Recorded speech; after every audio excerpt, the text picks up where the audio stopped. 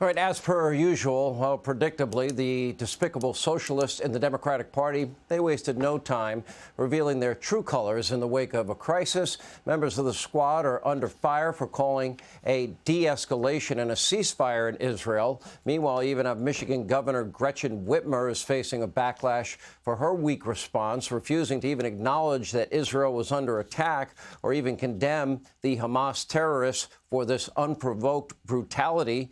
Anyway, here with reaction, former UN ambassador, 2024 Republican presidential candidate Nikki Haley. Maybe I'm old-fashioned, and maybe this is not particularly popular. The fact that we spend billions of dollars a year on the United Nations, and I know you're the ambassador, for an organization that has a history of virulent anti-Semitism and anti-Americanism. I'm not sure why we fund that organization. Can you help me out? Well, first of all, you mentioned members of the squad, and you mentioned Whitmer, and they would get along just fine at the United Nations, as anti-Israeli as they are. But what I'll tell you is, yes, the UN is a farce. We saw the Secretary General come out and say that we should do a ceasefire. And I would say at the Security Council when I was there is, would any of you do a ceasefire if this happened to you? But they expect Israel to act by a certain set of rules. I think Israel needs to eliminate Hamas without question. We think that we should go and tell every government that's within that territory, Lebanon, Syria, that they need to stay out of this. We need to make sure no taxpayer dollars go to any Palestinian entities or any UN entities that support Hamas. We need to make sure that we are focused on giving all the intelligence, ammunition, and equipment we need. Israel needs to be able to finish this, and we need to freeze Iranian assets, the $6 billion, but we also need to go back and put strong sanctions like we had before. China is importing more Iranian oil than anyone else. Russia is getting drones and missiles from Iran. These three, Russia, China, and Iran, know exactly what they're doing. America and the West needs to wake up because we are too distracted, and we can't be so arrogant to think that this can't happen on our soil. We have to have the backs of our friends. We have to understand it's not that Israel needs America. America needs Israel because they are the first line of defense for Islamic terrorism. And we have to start taking this seriously.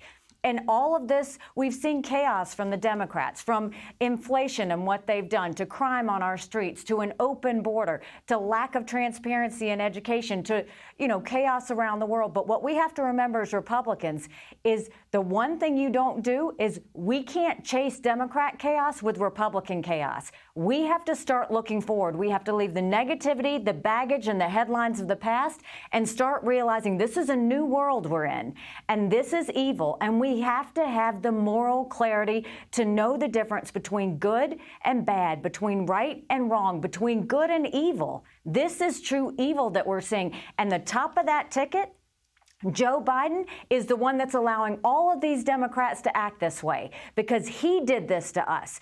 He's the one that loosened the sanctions because he was falling all over himself to get into the Iran deal. He's the one that made that terrible deal for $6 billion. He's the one that took off and has been silent the last couple of days when we have 9 Americans, maybe 11 Americans, that are hostages or died in this situation, and I'm sure there's more. 1,000 of our greatest allies' citizens died. And what are we doing? Not enough.